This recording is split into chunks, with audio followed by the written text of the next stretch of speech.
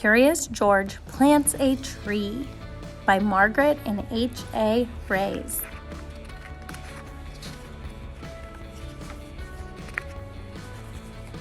George was a good little monkey and always very curious. Today was a good day to be curious.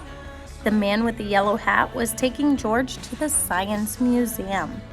The museum was one of George's favorite places. There was always something new to see and interesting to learn. Often, there was a special exhibit. George wanted to know what it was today, but first, he had to make his favorite museum stops: the rocket room, the mirror maze, and the butterfly space. Finally, George and his friend made it to the special exhibits room.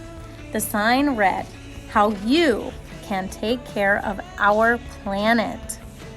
George learned many things. How all people, animals, plants, air, and water on the planet make up the environment. How trees help keep the air clean, and how people can help protect the environment from pollution and too much trash. George had a great time and didn't get into any of his usual mischief. As he and his friend were leaving, they bumped into the museum director. Dr. Lee looked happy to see them. "How is my best monkey visitor?" Dr. Lee asked George.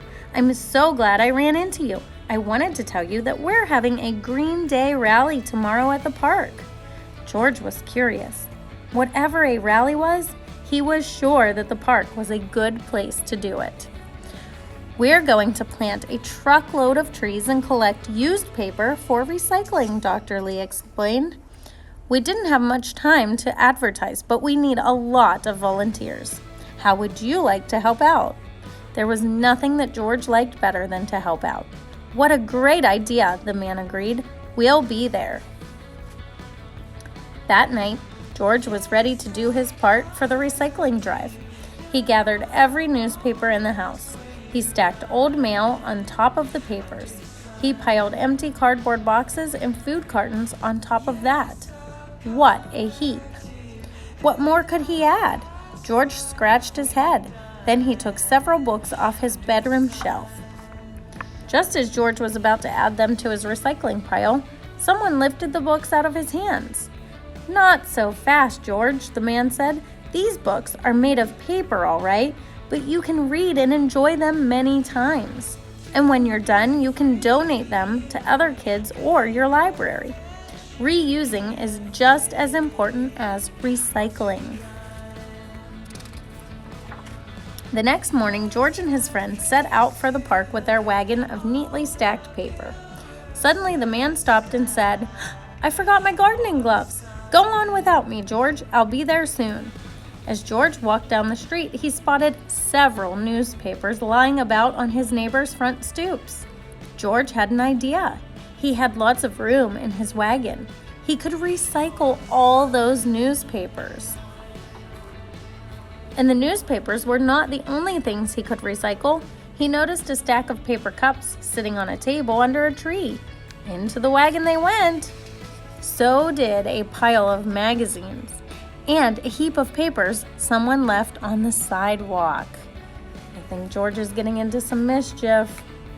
George was happy with his great load. At the park, he found Dr. Lee standing under a big banner. "Good morning, George," Dr. Lee said. "I'm so glad you came and brought all your friends. We need lots of help to get the job done." George turned around. He was surprised to see so many faces, but they didn't look very helpful. They looked angry. The man with the yellow hat arrived just in time. He explained to their neighbors that George was gathering paper for a good cause. They were no longer mad. They even stayed to help plant the trees. "George, you saved our green day," Dr. Lee said with gratitude. "These trees will provide fresher air, and each summer we'll have more shade, which means we'll use less water to keep the grass green. Thank you." Being a monkey, George had known all along how important trees were. Let's talk about some things that you can do to live green. These are everyday things that you and your family can do to conserve energy and resources. Use both sides of your paper. Make your own playthings out of cardboard boxes and paper towel rolls. Talk to your teacher about classroom recycling. Donate your gently used books to a library. Donate your gently used clothes to a charity. At mealtimes, don't take more food than you can finish. Turn off lights, air conditioning, and heat when you're not using it. Look for the recycling symbol on packages when you shop. Fill the bathtub up only halfway. Turn off the faucet while brushing your teeth. Ask your parents to buy rechargeable batteries. Use old kitchen containers and utensils as sand and water toys. Volunteer to help clean up your local park. Open the curtains during the day to let the sun warm your house, and close the curtains at night to keep the heat in. Take care of your houseplants. They help purify the air.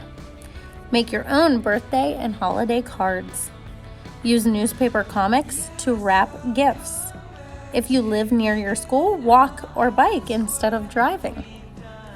Take your own bags to the grocery store and help plant a tree and watch it grow. Happy Earth Day, everyone!